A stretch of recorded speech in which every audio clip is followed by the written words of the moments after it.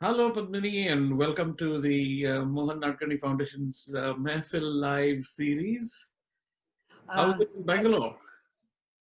yeah, Bangalore is fine. It's we are still in lockdown, but at home comfortable, so no complaints. And lots thanks to so many, thanks to Mehfil Live and other opportunities, getting to, in fact, listening and experiencing a lot more music, dance, and theater than probably we would under normal circumstances. So that's a very positive sign. And before we start, I want to express my heartfelt thanks to you and to Mohan Nadkarni Foundation for giving me this opportunity to share my music. And thank you so much for that. So let's begin at the beginning. Yeah. Um, Tell us about your musical journey. How did it all start, and how many years you've been on this path? Well, I didn't start like a lot of other musicians at a very early age and things like that, because as a child I was very restless. So I didn't want to sit in one place. I could not sit in one place. And so I was not inclined to learn. But I was all the time, I grew up in an environment of almost 24/7 music, because we were very closely associated with the Dagar family in Chembur in Bombay. So every Sunday evening there would be a baitak at Dagar Saab's place. So that was one thing my mother was very firm and unyielding on. She said, Sunday evening you have to come with me, no excuses. So initially I would go reluctantly because I missed my play, but then being surrounded by music of very, very high caliber, somewhere I think the soil was being prepared, or even though I didn't know it then, for the seeds to be sowed. And even we used to have a lot of musicians who used to come home and sit at in our tiny little flat in Bombay, and Sultan Khan Sahab, Nizamuddin Khan, people of those caliber who would come and sit and play and check very informally. So we just grew up with music constantly in the background. But when I got serious and really the desire to learn grew in me, I was around 15, so not very early age. I began with the sitar under my Guruma Srimati Pramila Dagar, because at that time Dagar Saab was teaching in, I think, in Wesleyan University in the US. And I was also, I started learning vocal music under Pandit Manohar Rotaukar, because Chandrasekhar Narengrkar ji, he introduced, because Guruji was he was very patient and very good with children and youngsters and beginners like me. So I started there.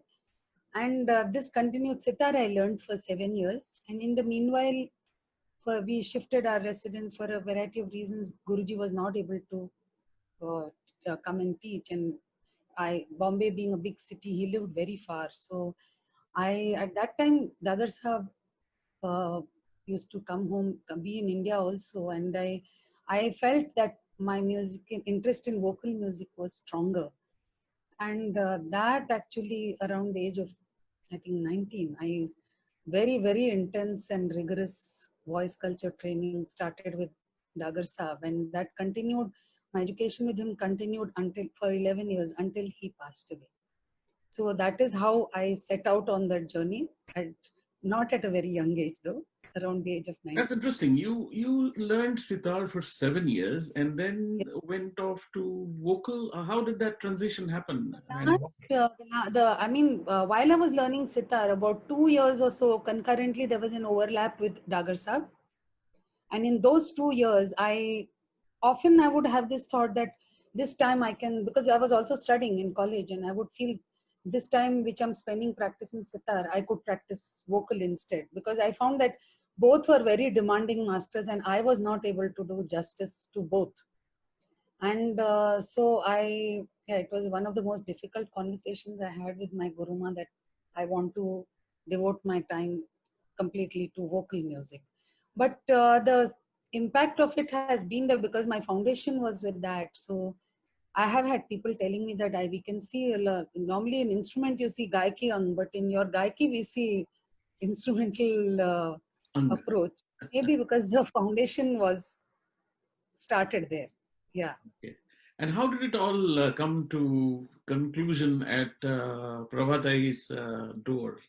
Yeah, that is because when I was doing chemistry, I'm a chemistry graduate, and I was all set to do pursue a career in as a research chemist.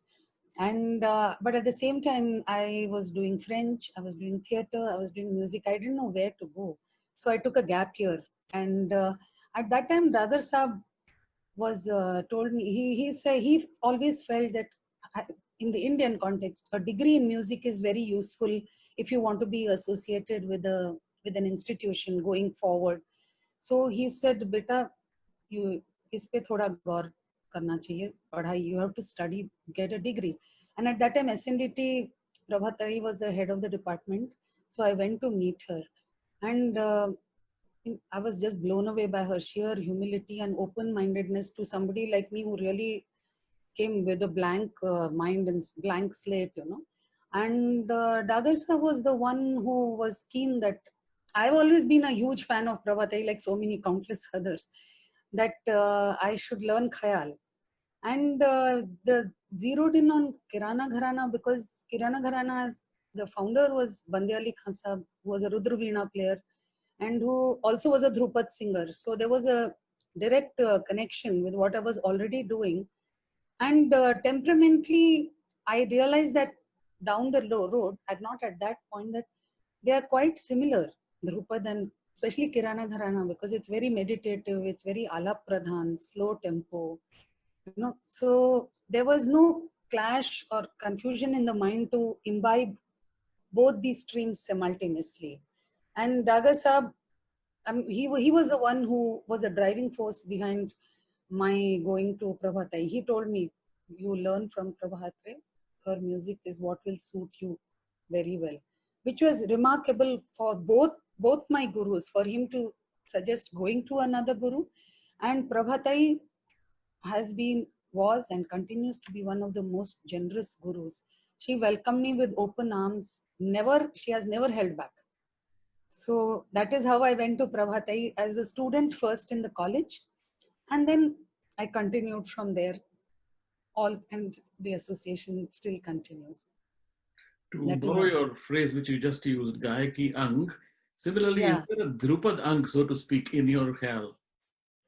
Well, I would like to think so because the way my basic grounding was with Dagar Saab, so the method of applying the swar, the way they hone in on the swar, I mean, it's not like others don't, but I'm talking about myself.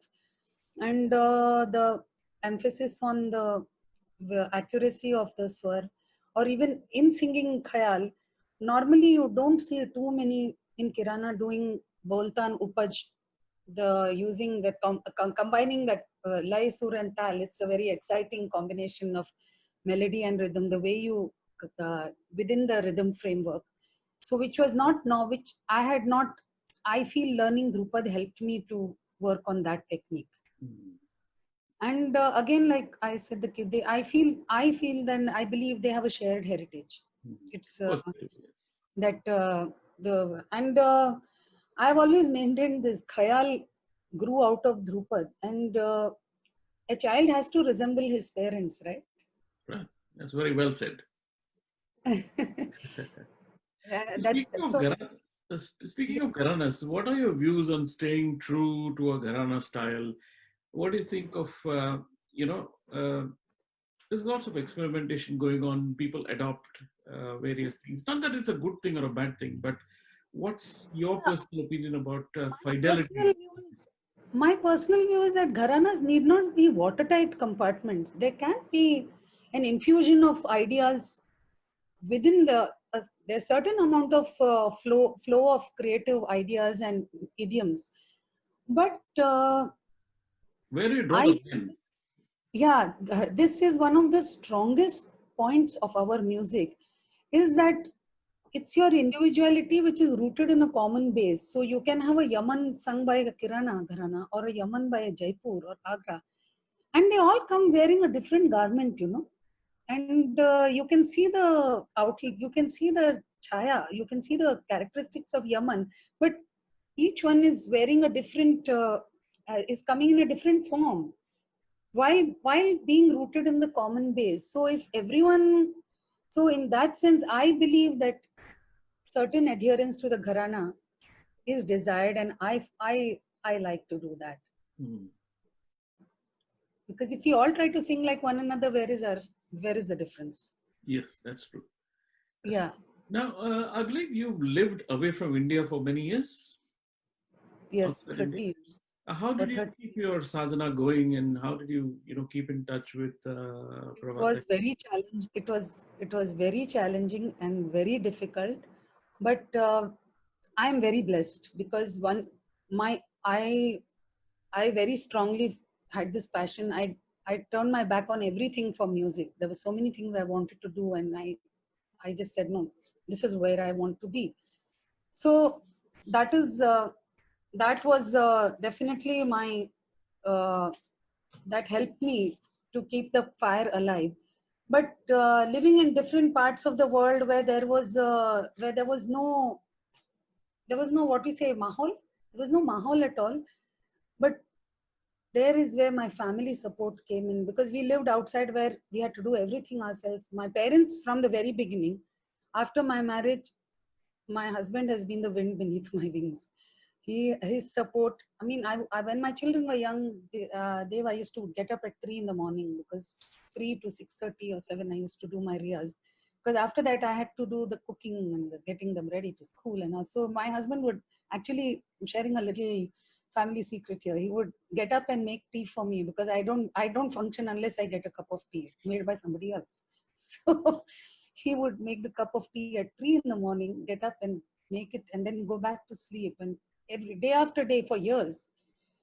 So even the children, I too many to count meals of sandwich or khichdi because I just didn't find the time to cook. But not one day anyone in the family said, "What is this?"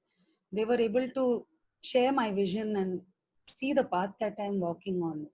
And I feel if the passion is there in the path itself, that path starts appearing before you. And I used to keep coming all the time to India.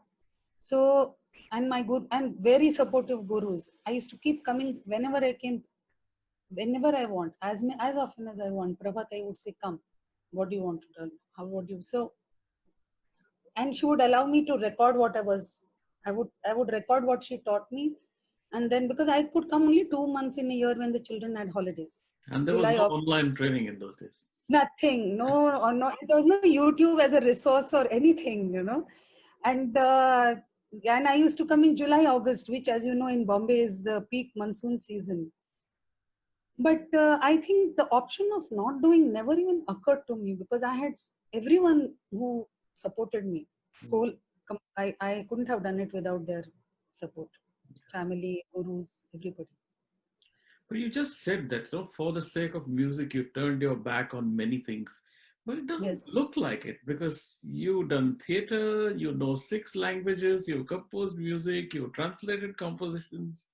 How have you managed to pursue all these and still say that you turned away from In the everything? sense that I was doing professional theater. I gave it up because I'm just I've done a odd play one and here and there, but not as a proper theater artist, a professional theater, because it was impossible. The music world starts at 4 a.m. I would come home at 2 after rehearsal until 1, and I did that for a year. And then my father said, "You have to make a choice. At this rate, you're going to collapse. You can't." What part of So theater was that, if I can ask? Was it, I was doing avant-garde theater with Jaidev Hattangadi and Rohini Hattangadi. so it's I used to, acting? You're doing yeah, roles? yeah, acting. I used to act. Yeah, I used to act on stage. I love theater. Mhm. I love literature. So I like to write. I'm not a writer, but I love writing, and I do write poetry and and I still do that. It relaxes me. So Do you compose bandishes as well? yes, I do. I do. Mhm. I do compose bandishes and taken the cue guidance from my guru and like my guru has I mean very much inspired by one of her approaches among the many, that she uses a lot of Carnatic ragas. So she takes the rag and composes Hindustani bandishes in those rags like Amrita Varshini or Veena Vadini or Himavati. And so I've also been inspired to do that. Mhm. And composing music for bhajans. I don't write the poetry. We have got such great saint poets in our literary heritage. So I take their poetry and compose music to it. And what about the 6 languages? How did you go about picking? Well, French was English, Hindi, Marathi. We all know, all from Bombay, Konkani. Then I grew in a Gujarati neighborhood, so I could. I had a neighbor who was who loved to, always had a lot to say only in Gujarati. So that's how I learned it. And French I did for 8 years actually, through school, college, and diplôme de langue at Alliance Française. And Dutch, yeah, I took Dutch lessons when we lived for 5 years in Holland.